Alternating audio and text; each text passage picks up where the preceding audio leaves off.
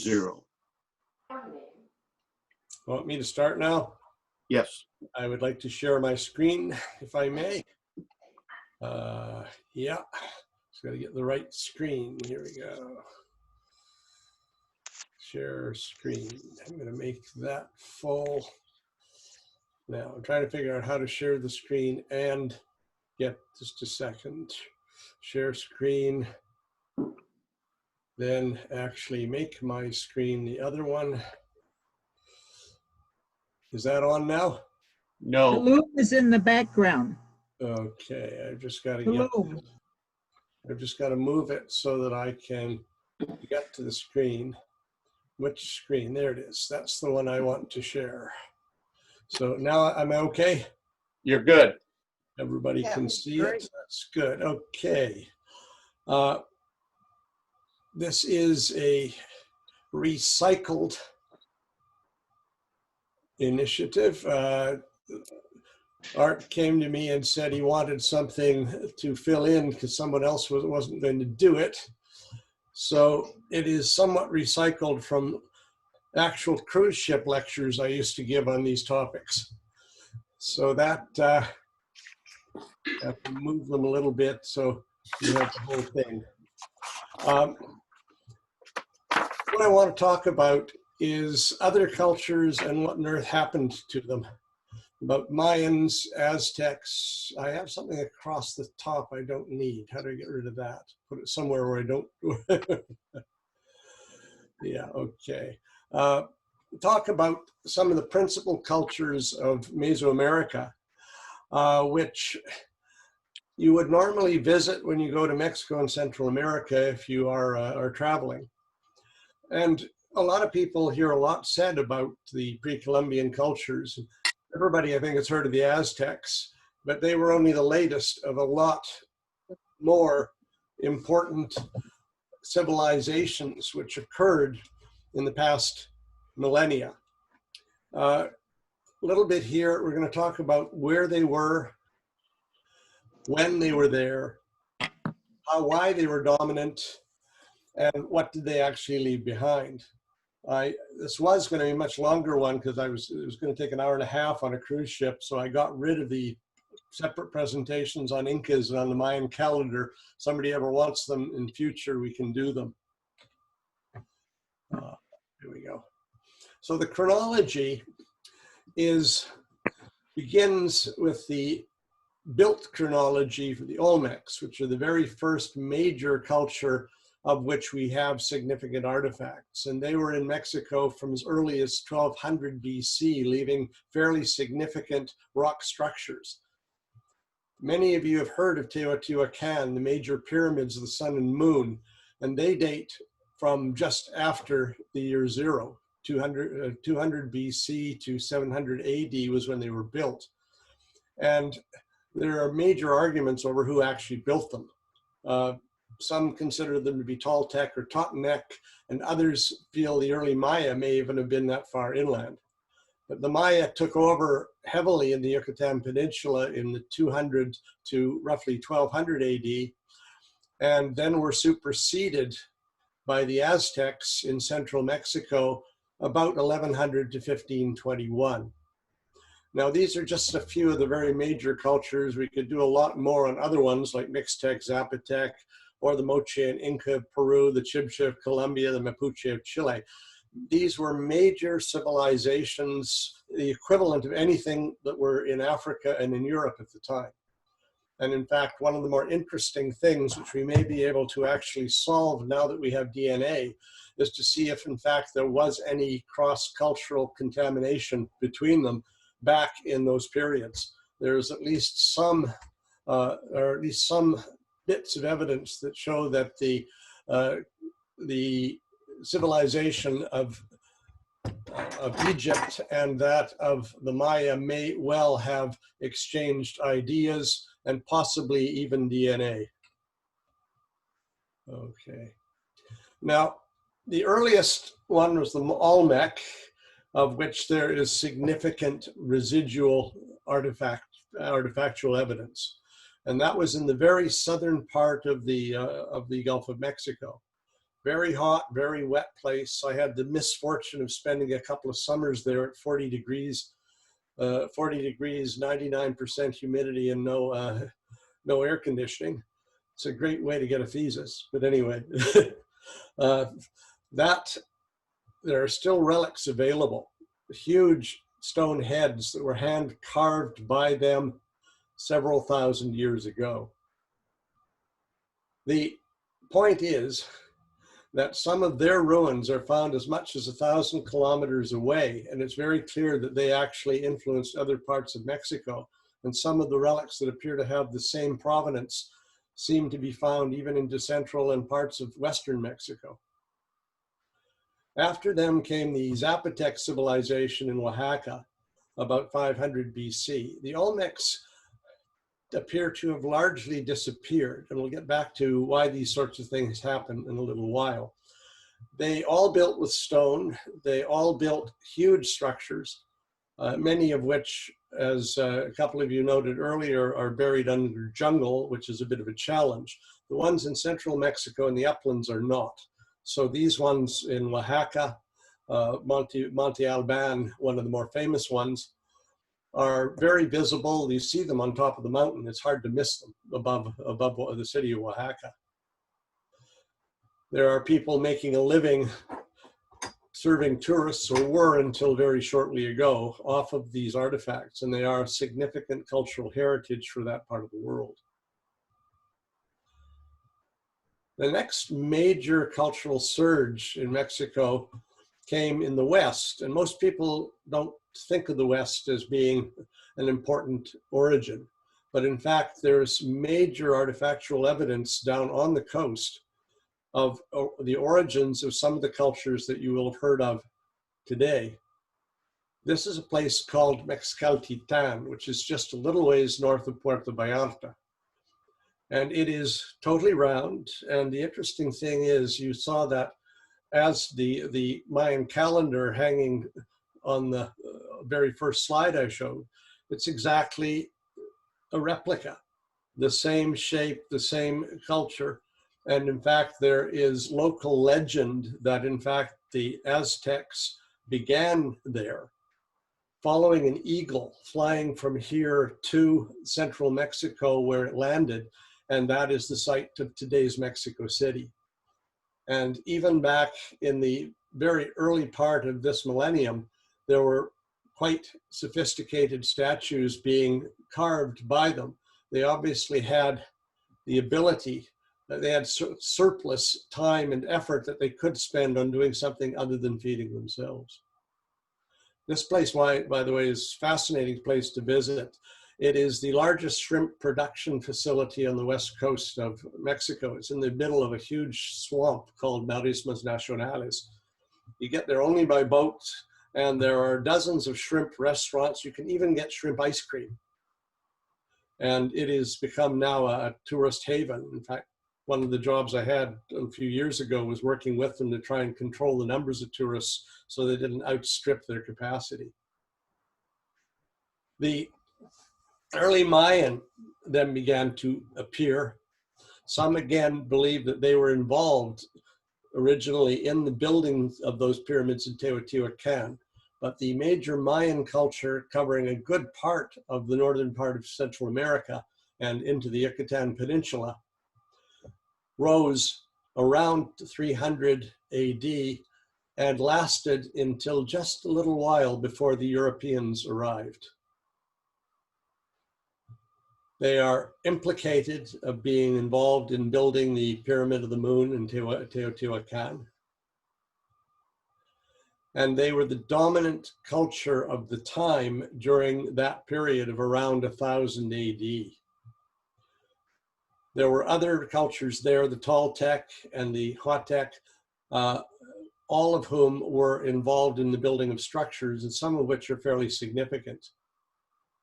So, one of the people mentioned earlier, they'd been to Chichen Itza. And there's a whole suite of pyramids of these stepped pyramids through there. And in Copan in Honduras, same thing. A very large area also in Guatemala and in Belize that are covered in pyramids that they are only now finding when they look at a sort of triangular hill, and guess what is under it? And CAcor is about the same time, Toltec one, a very fascinating area of quite sophisticated pyramidal structures. And then after them, the Aztecs began to appear. And those are the ones that, in fact, were eradicated by Cortes when he and his soldiers arrived.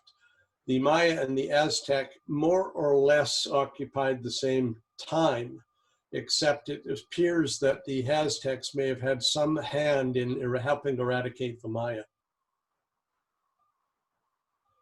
That's Mexico City, or that was Mexico City. It was islands in a huge lake in the center of a depression 8,000 feet up, and which was where the Tenochtitlan people and later the Aztecs lived until they were removed by Pizarro, or by Cortes.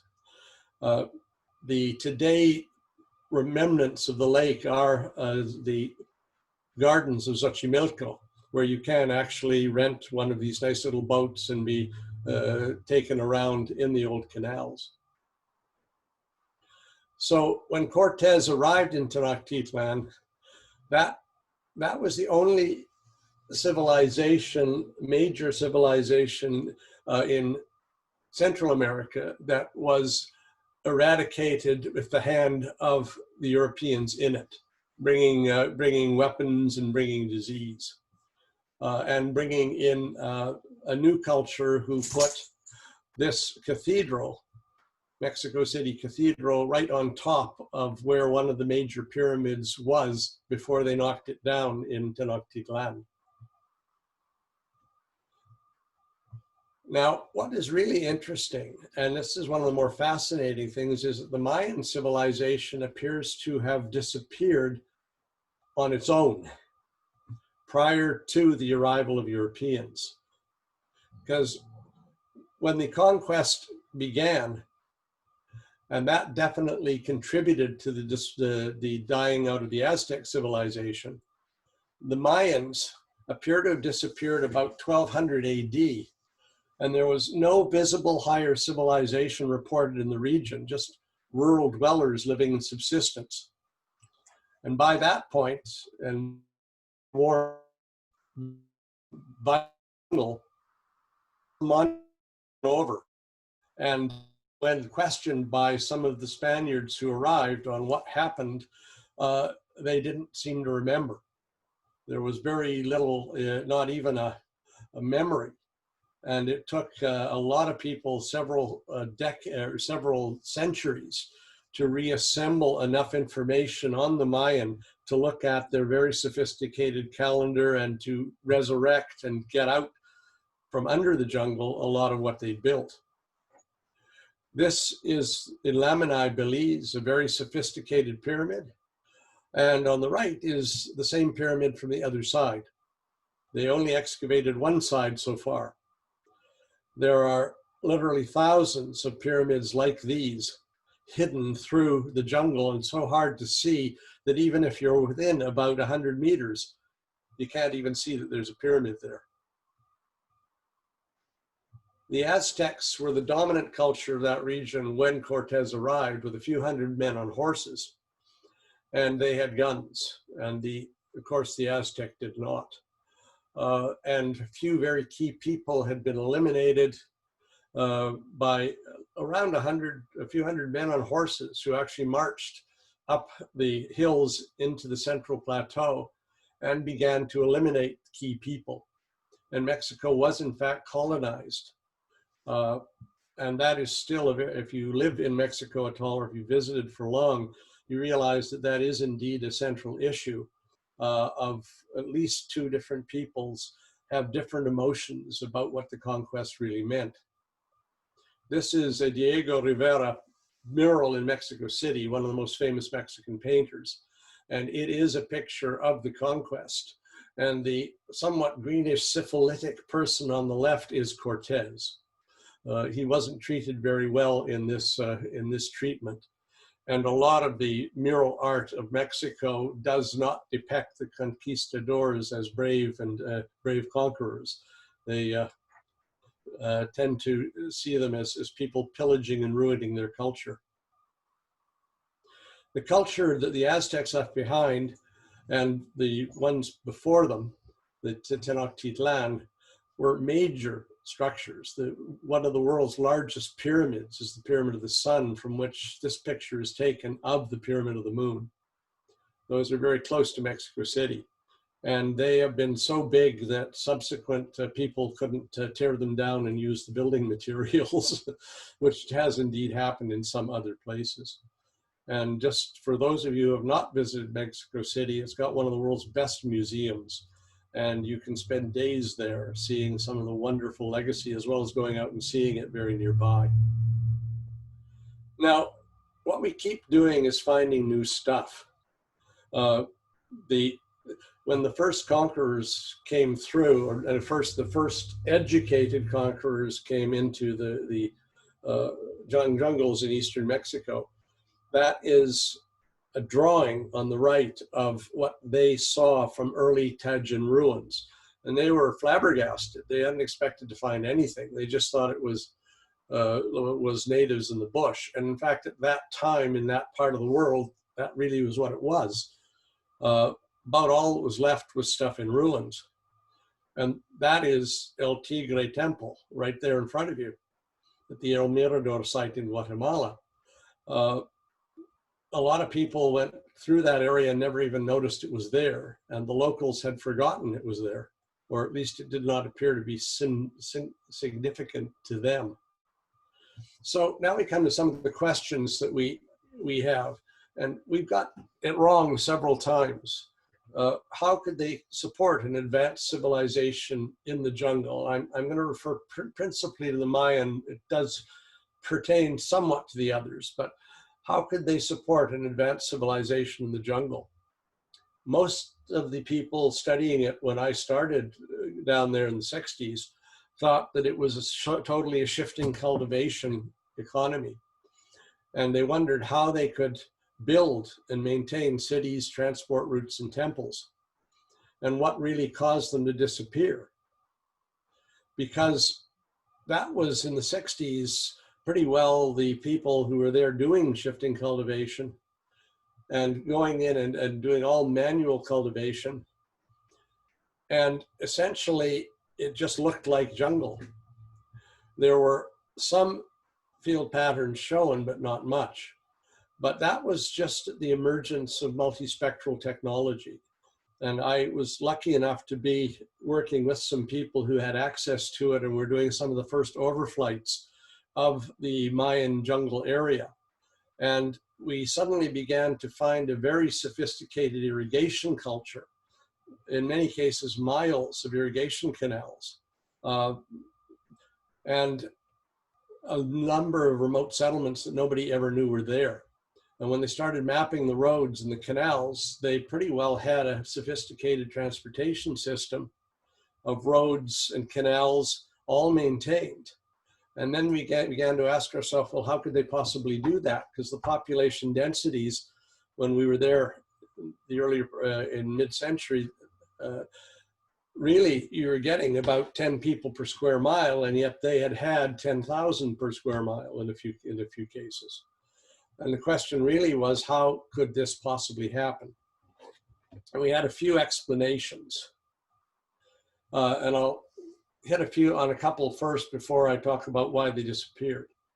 One hypothesis is that they could only survive by enslaving and suppressing anyone within hundreds of miles of them, bringing them back, working them to death, and then going and getting more. And we know that was true in the Incan civilization, and we have less proof that it was true here, because at least in theory, you could produce enough food with irrigation in this area to maintain your slaves alive, as opposed to having to work them to death, which they had to do in the Incan area because there was not enough agricultural capacity to keep them alive. Other theories come to war. internal or external, either them tearing themselves apart or getting in fights with other areas. They were very centralized, domineering, top-down cultures. And eating your enemies was a normal thing. And in fact, some of the frescoes depict exactly that. The purpose of some of those temples was to have a platform on which you could cut the head off your enemy and tear out their heart. Disease is another major one, because there were diseases being introduced, not from Europe, but perhaps from other parts of Latin America, because there was quite a bit of transport back and forth. Political collapse in those kinds of dominant cultures, they can be fairly fragile. The breach of the supply system. It was to maintain those cities and religious centers would require very sophisticated and capable long distance supply systems. Your food was coming from 500 to 1,000 kilometers away for many of those cities, because there just was not adequate capacity in the supply area. In a similar case would be the collapse of agriculture by overuse. Any shifting cultivation that tries to get more intense. Sorry, I did another study on that. I'll get into too much detail if I don't watch out, but the shifting cultivation essentially means you only come back to a plot in 50 to 100 years or 30 years, depending on ecology, when there is enough new biological material to let you plant your crops again. You're only there 2 or 3 years, and then you keep moving on. You get too dense, you can't only come back every 30 years, you have to come back in 20, and there isn't enough biological material to support your new cultivation, therefore you starve, or you have to go on and take on somebody next door to steal their stuff. So it is a very fragile and complex system. And there also are some allegations of ecological collapse, either through major storm events or major changes in climate. We do not have a good enough climate record from that time, although there were a few episodes evident of it getting much colder for a few years back around 1200 AD that may have affected that area. Great thing to go and get yourself a doctorate on if you want to. It needs study. Look here at some of the important sites that were maintained in the Mayan era. Chichen Itza, a city that may have been up to 200,000 people, all supported by areas that look a lot like this around it. Tikal, also very large. These towers were large enough they actually knew they were there because they could see them above the jungle. Copan in Honduras, they didn't know it was there until a little while back. And suddenly they found it, and it was the parallel to many of the other ones that people knew more about. Tulum in Mexico. It's the only coastal site of all of the Mayan culture, and one of the few coastal sites of all of the Mexican pre-Columbian cultures. And it's considered to probably have been more a religious site than a functioning farming or other community. And the other thing you have to realize is there's very few fish in the Caribbean that you can eat. So that's another reason why so many of them are inland and not on the coast. So where are these folks now?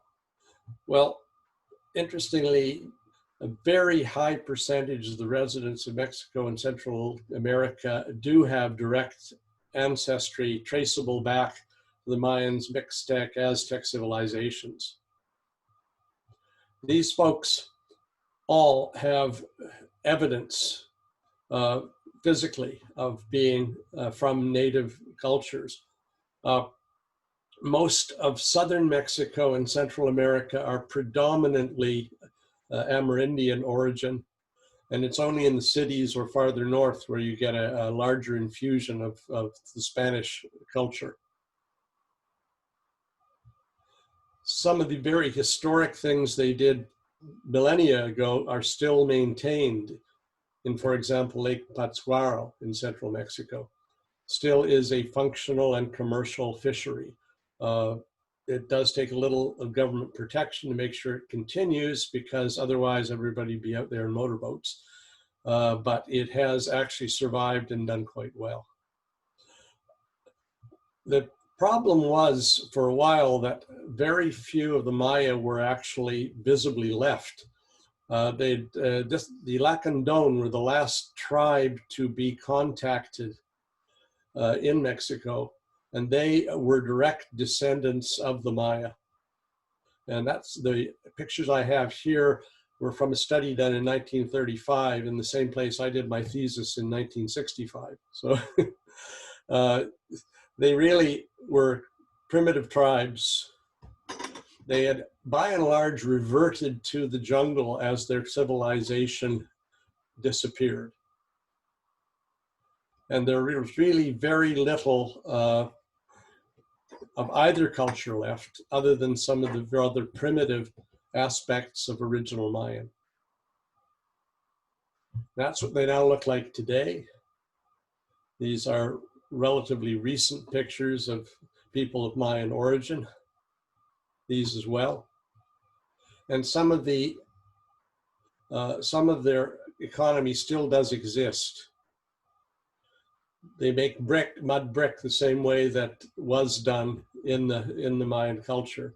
And some of the various kinds of food are still done the same way as they were possibly thousands of years ago.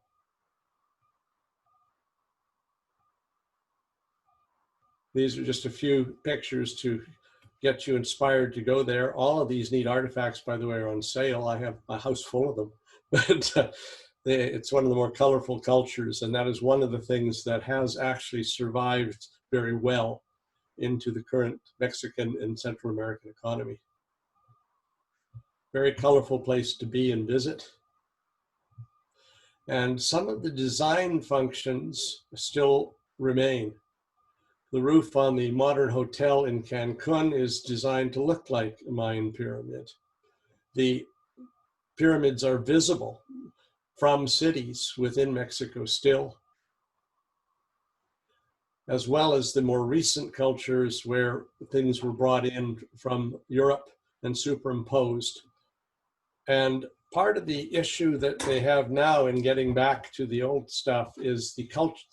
When the Europeans came, they almost always chose the mound that had the pyramid on it to build their church on top of. So you always have to walk up to the church from the town in Mexico, because it's on top of the pyramid that used to be there. And it makes archaeology hell if you're trying to dig down to find out what's really there. There's too many layers of culture. This is the I'm going to show you. In pyramids moon, we had the Club of Rome meeting in Mexico City a few years ago, and just happened on to the festival to open the Pan American Games in Mexico. And they didn't see us come in, and we were right down there when this happened. We got some lovely pictures. A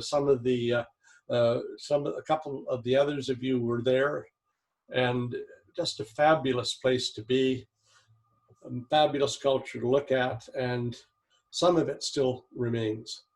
Now, there's a ton of material available that you might want to look at if you're interested more in this. I have drawn heavily on some of these sources, and I would be delighted to talk some more about it. And one day when you have more time, I've got a ton more here on other cultures, but that's probably enough for today. Okay, well, people are planning some questions. I have one I'd like to try and understand. Each of these civilizations had some form of elite. There was leadership that came from somewhere. Could you tell us a little bit about the politics of what was going on, as well as the currencies that were in use? Mm-hmm. Okay, to begin with, it was a religious-based dominant culture, so that in a sense the high priest was the person who dominated downward. there were differences in each of these cultures. It's a little bit like trying to talk about European culture. Each one of them was rather different, spoke different languages and so on, but they were interrelated in the sense that some of them tended to defeat the others or even draw on them for the labor necessary to build their palaces. The way of governance, I'll put it this way, you didn't want to not be a friend of the ruler, or you were probably lunch. They are not known in most cases to have been cannibalistic, but they are known to have oft large numbers of people in various kinds of internecine wars and other things. As I say, they were very much a top-down culture, and they also were very warlike to others who were not on side, to the extent that they were prepared to exploit them economically or as labor, but it didn't get uppity in any of these cultures. In terms of currency, it was largely goods. Some gold and obsidian and other nice jewels and things were in fact used as currency for exchange. And there were some fairly long distance exchange routes which used goods and various kinds of rocks, stones, gold, etc. For exchange. I'm sorry, I can't give you, I haven't looked into great detail on the actual logistics of their currency systems. That's another good one to go and get a doctorate on. Okay, I don't have anyone with any questions. If you got questions that you want to ask, okay, and Anitra, go ahead. Yeah. You know, it's my opinion that those civilizations along the coast used a lot of shellfish. There are large middens that I have run across in Yucatan and the Olmec area are just enormous. And of course, it's very easy to culture oysters and other things. The Indians on Vancouver Island were culturing oysters and clams and things. So it's interesting that many of these, especially in the Veracruz state, Tamaulipas state, and in here, were on estuaries where there would have been a lot of seafood. Yeah. The Olmec in particular. The Olmec left a lot of that. And over here in the West, that's places like in the Marismas Nacionales, is massive shrimp production as well as other shellfish. And again, there's evidence of that left behind. Yeah, so they might have not had as much fish, primary protein source, but they obviously used a lot of shellfish. Yeah. And they also use that in their jewelry and shells, caracoles. Yeah. No, that is indeed true. Okay, the next we have is Ian. Do you want to go ahead? Yeah, I'd be interested in the languages that were spoken or written and the history going back on that. Yeah, that's a tough one.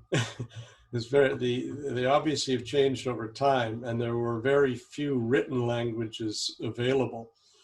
Nobody had a tape recorder. The words used in different parts of Mexico for trade goods do have some similarities from one to the other, but in many of the others, the words were not the same. It would probably be worthwhile for a linguist to go and collect these and do that analysis along with DNA to trace it down. We now have that capacity to do so and see just who was interacting with whom. But I'm sorry, you just asked a question I'm not capable of addressing. Every time we get back more than about 500 years, finding any written records of anything in most cultures is awfully difficult. And I mean, there were certain, the one thing that really did survive was the Mayan calendar. And that, well, I can put it on just to show you quickly. I do have some more slides in here. If I share the screen again with you, if I can do that, one moment. So it'll let me, yeah, it'll let me share the screen again. And I'm going to show you down, farther down here. I didn't have time to get to it.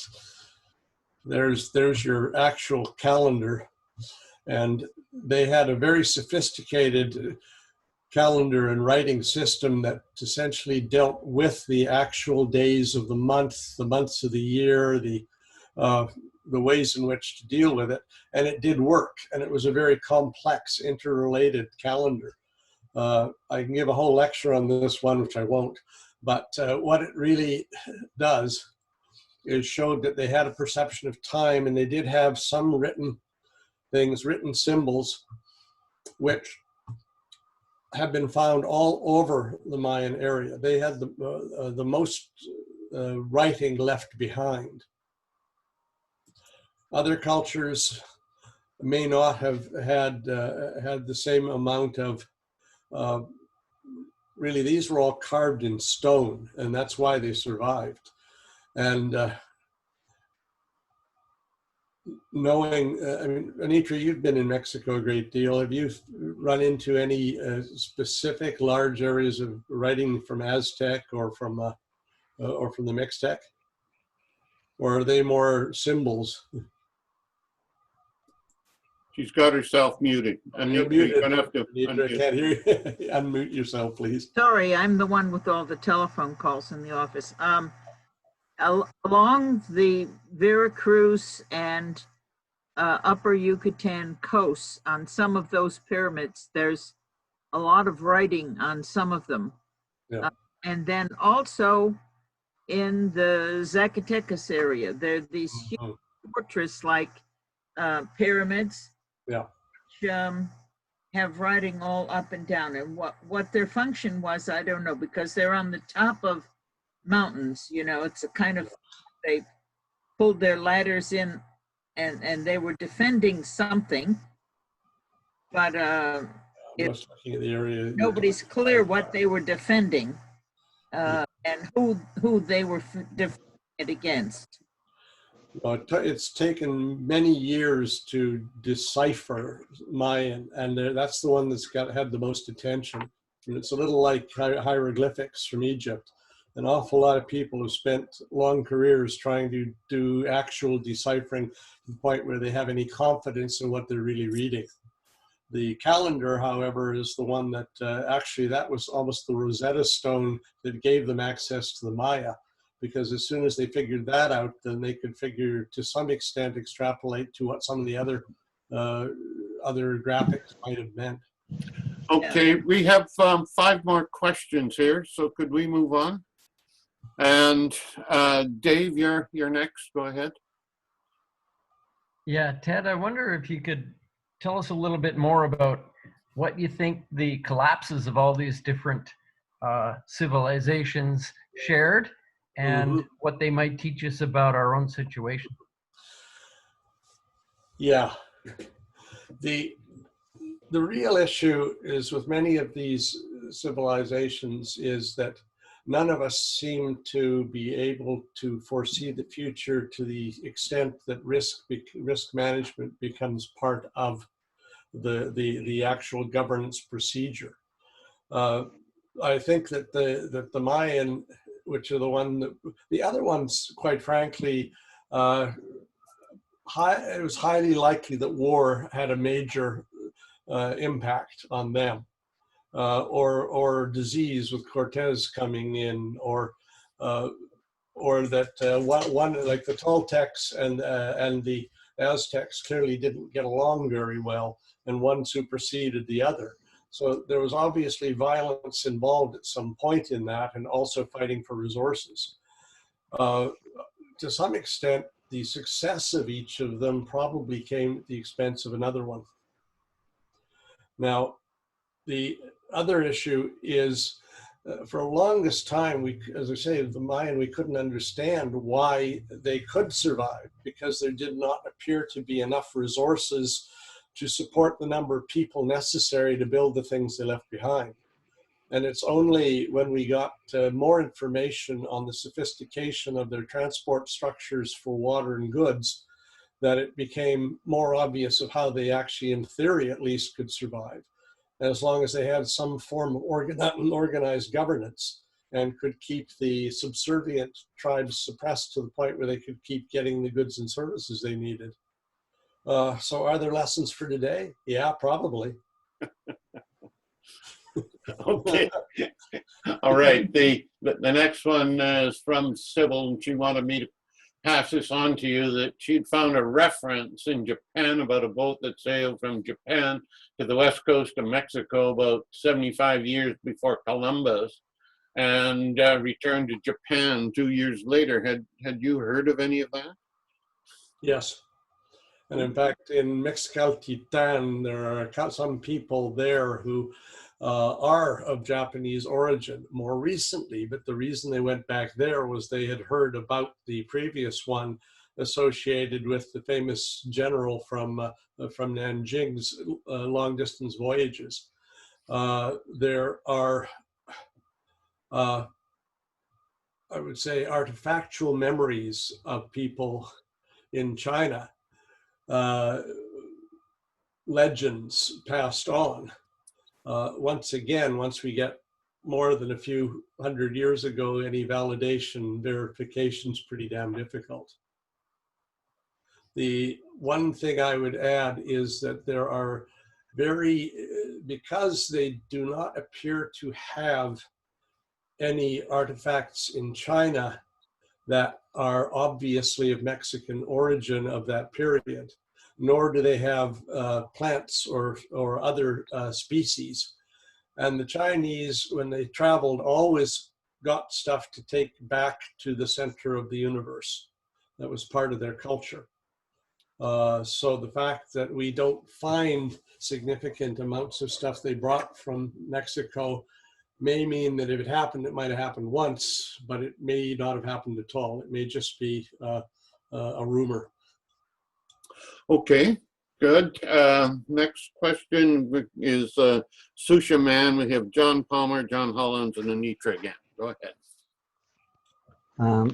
Thank you, Edward. This is very intriguing.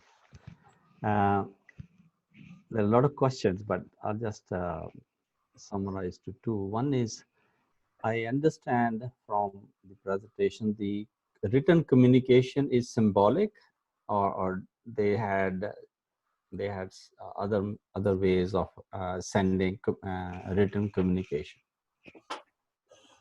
Well, some of them actually had fairly sophisticated numeric systems first, probably more than writing. I'm just going to look for one again. Sorry, I'll flip through fast in here. These was immense to them. Was ceremonies, the pyramids and things that they built. Many of them are lined up in order to happen at specific times during different seasons.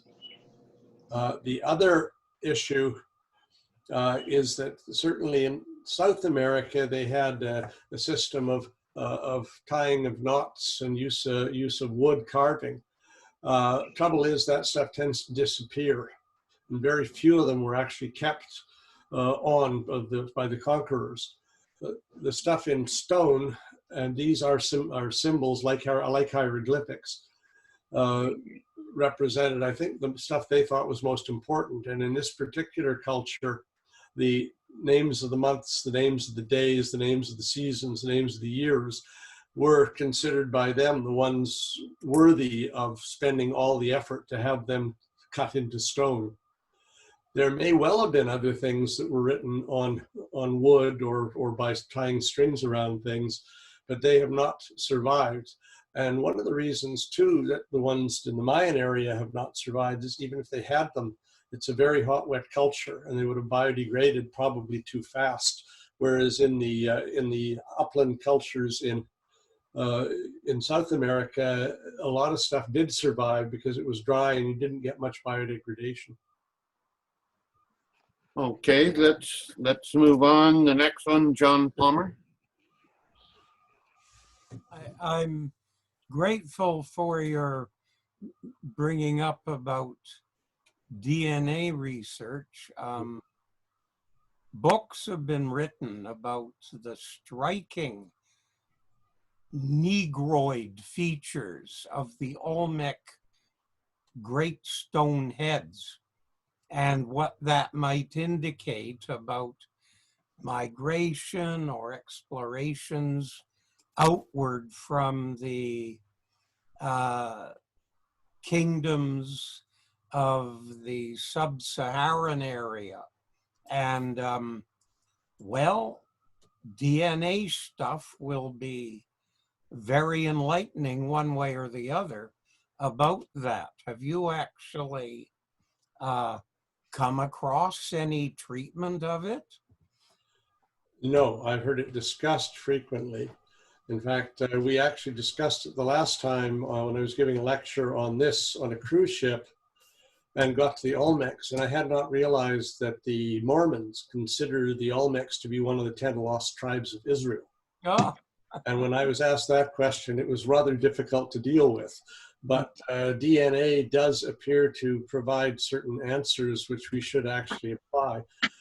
We've also seen cultural similarities between the Haida and some of the peoples of the South Pacific, which suggests that it might be worthwhile doing some DNA comparisons to see.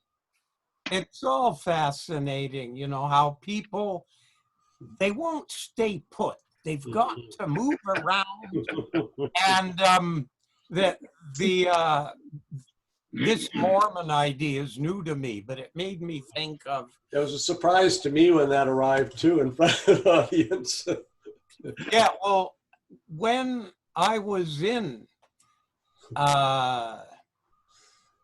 Cancun, with all these bookstores, and there was a book written by a local of Mayan ancestry who was sure that Jesus was a Mayan who'd wandered across land and sea, and it's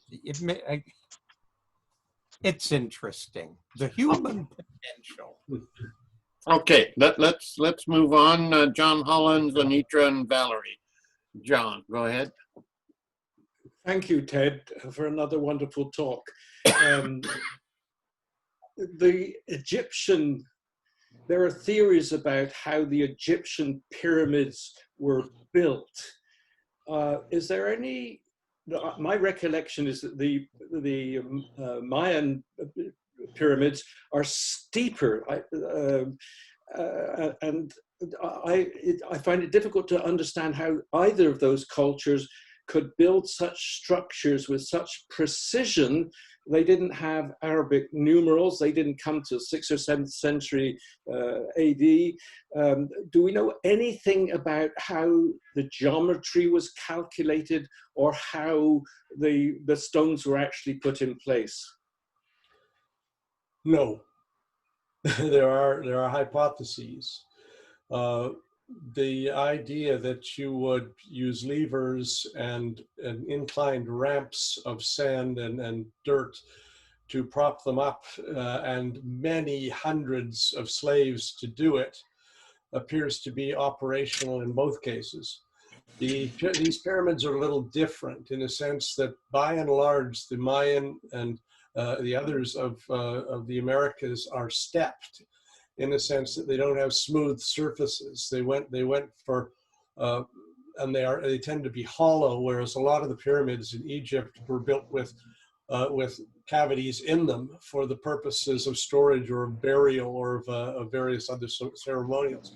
Most of the pyramids in the Americas are solid, and some even are piles of earth, which then have the rocks stacked around them into the dirt. But knowing how many thousand pound rocks were actually elevated that way just using using human labor. And remember that they didn't even have decent draft animals in the Americas, whereas in Egypt there's some history of using draft animals to help. Thank you. Okay, I don't and know, Anitra, probably you're know next. better than I do, whether or not they had a wheel. I don't believe they had invented the wheel. Okay, Well, Anitra. I guess there are three major theories, and one is that they came across like Tor Heyerdahl from the Pacific Islands and then up the coast of Peru, and that area where the Olmecs are is the only area in the Western Hemisphere where there's a very low-lying passage between the Pacific and the Atlantic. I suppose the other one is what was just discussed, coming from Africa with the currents that go from Africa over to Mesoamerica. And the third is, of course, they would have come across the land bridge up in the Aleutian Islands. What do you tend toward, Ted, with all your archaeological knowledge? I'm very agnostic on this one. Your guess is as good as mine, Anitra. New evidence keeps emerging. There are now some far older pieces of evidence of settlement in parts of Mexico and in Latin America than they'd ever found before. And what they mean is very hard to know. But they have evidence of actual human settlement literally thousands and thousands of years before they felt that they'd ever discovered before. And it's being discussed. What it means, too early. We need more validating evidence. The currents would tend to take Thor Heyerdahl from Latin America to the Pacific rather than the other way. I'm not so sure. In fact, that's why there really has been so little communication between South America and the Pacific Islands. The distances there are just so extensive. It's not like in the Western Pacific where it's a few hundred miles between islands as opposed to a few thousand. So I have no answers on that one. All right. Anitra, did you have anything else? I just want to congratulate Ted on a very clear and very beautiful presentation to us all. It made our isolation much more pleasant today. Okay, Wouldn't you like to be there? yeah, the next question is from Valerie. Yeah. I'd just like to bring your attention to a book that was written probably 15 years ago, I'm not sure, called 1491. Yeah. It describes the revelations of a number of communities and civilizations in the Americas before Columbus. Mm-hmm. I found it a fascinating book, and Ted, I imagine you've come across it, but whether you'd like to make any comment about it. I would encourage people to read it. It is a very interesting exploration of the possible. Mm. Or shall we say the not impossible explanations. Yeah. And it's rather thoroughly documented as well. Art, if there's time for another question? Yes, go ahead, John. Unmute yourself. There we go. Yep. I just remember, and you mentioned this, Ted, the vast, what was it called, or what is it called? The Museum of Anthropology, I think. Mexican National Museum of Anthropology. Yeah, and it's so vast that the question comes up. First of all, my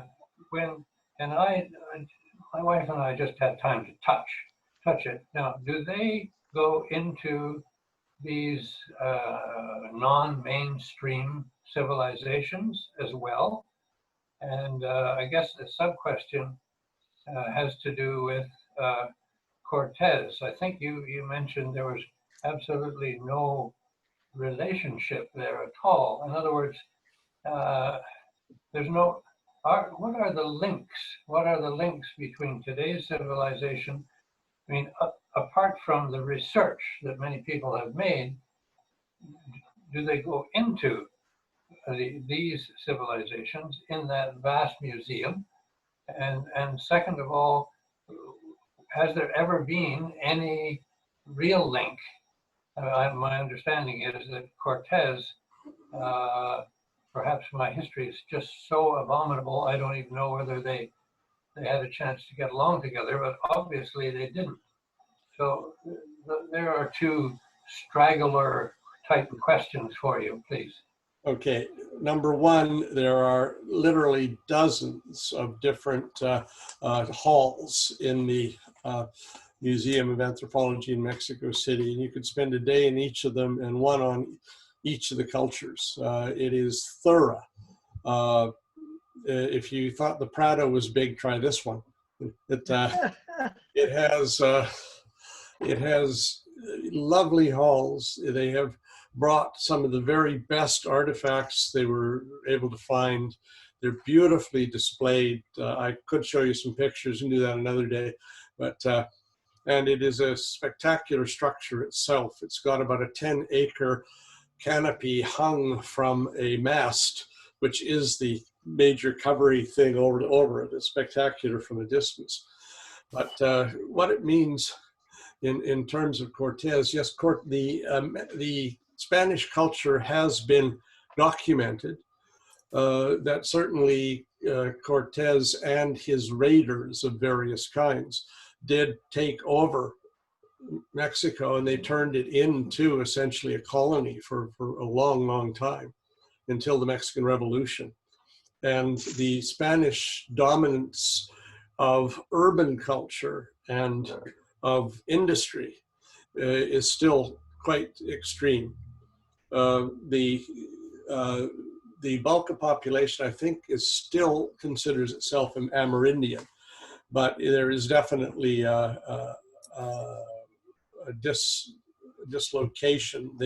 By and large, they are the less wealthy people in society, whereas the sort of Carlos Slims are of Spanish ancestry, the people who own most of the economy. Cortez is seen, well, it's a little more extreme of the way that some Native Americans and Canadians think that Columbus was an oppressor by coming and essentially eradicating them. And in Mexico, I see that as a similar thing, but much stronger. In fact, after the Mexican Revolution in 1917, there was a major effort to eradicate a lot of history pertaining to the glorification of Cortez and his various conquistadores. All right. John Hollins had a comment, but it seems like he has left the meeting. And but we have Catherine. Go ahead with yours. Yes, I just wanted to say that as another archaeologist in the group here, I've studied the early time periods in the Americas, although most of my experience has been in the Old World. And I want to say that, you know, while we talked about some of the alternative theories about the origins of the Olmec and that sort of thing, I do want to stress that there's a huge body, and Ted mentioned this, but I wanted to stress it further, a huge body of evidence that goes back many thousands of years beyond these advanced civilizations, even in Mexico itself. For example, the origins of corn agriculture go back almost 6,000 years in Mexico itself. So there's a long history of people in this area. There's a long history of cultures. They develop as they do in other places in the world and get more complex. So I don't think we need to look, I think Occam's razor suggests that the most likely explanation is probably the correct one. And there's been people in the New World, we know for sure for about 12 to 14,000 years, and maybe as much as 20 to 30,000 years, if you agree with some of the sites that have been found in Chile at Monteverde, for example. However, we definitely have extremely good evidence, at least since the last ice age, that there have been people in the New World, and they definitely came either along the coastal route from, Siberia or that area, or inland. We aren't completely sure, but their origins are from Asia for sure. So does that answer the question? No, but I just want to say that there's an overwhelming amount of evidence that suggests that these people have origins, in the area, and there's a long history there. Yeah. No, I'm about to, if Art will let me throw my screen back on, show you that valley you just mentioned. This is called the Valley of Teotihuachan. That's where I actually did my thesis research. These are called the cloud forest fields, and niches in the sides of these fields is the presumed location of the domestication of corn. And when I was there back in the 60s, a fellow French archaeologist was actually doing the history of corn. And so I have a collection in my home of corn cobs dating from about 3,000 or 4,000 years ago. The first one at about minus 2,000 is about the size of a pussy willow. And they just, and then they just kept getting domesticated and growing. This is a unique situation because they're dry creche caves, and the original people of the area had actually had their fires in the little caves, and the corn cobs had gotten buried over the centuries in dry ash. So I actually accompanied him out to an area about 10,000 feet up above the valley where we were busy digging, and he let me keep a few, and he dated them for me. It shows that as recent as about 300 years ago, the biggest piece of corn you could get was only about 3 inches long, a cob. And then it's been domesticated into foot-long ones now. But the original one, as I say, was about the size of a pussy willow.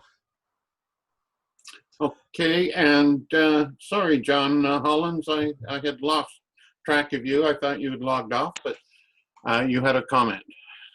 Well, I don't want to pull this to a close, but it struck me that we've been extraordinarily well served this afternoon without having to pay a steep price to go on a cruise ship. Yeah, but you have to buy me booze after, like they do on the cruise ship. Right. I just want to comment, we don't have any more requests for comments, so I'm looking at turning off the recording. Is there any last questions anyone wants? Now, I'd like to say on behalf of the USA Club of Rome, we're very happy that you invited us to these lectures, and we want to invite you to our lectures, and thank you very much. I have a question, Art, if Go ahead, Susha, go ahead. Edward, I'm trying to understand whether there is a push from a South American organization or a country to actually do thorough research on our native people in Americas, like Brazil or Mexico, or they want to just eradicate them. This is a question in my mind. Obviously it's different per country. I mean, I spent part of last year in Ecuador, where we're working directly and trying to create a park where they will be celebrating indigenous Mapuche culture in that area. Mexico is celebrating this. There are a lot of Mexican archaeologists University of Arizona in the States has a very powerful program into just these kinds of things. So does Calgary, University of Calgary. Yes, it's a very live subject, and the cultures in several of the cultures are, I would say, virtually dominant Amerindian, and they are trying to recapture their greatness from millennia ago. So it's not being lost. I mean, there's still some countries that are a little bit not interested, but by and large, it's a pretty robust field. And I can see Catherine nodding her head because she knows archaeology as well. You probably know even other good ones. You should probably come on now and tell us any more. Okay, and with that, I'm going to stop the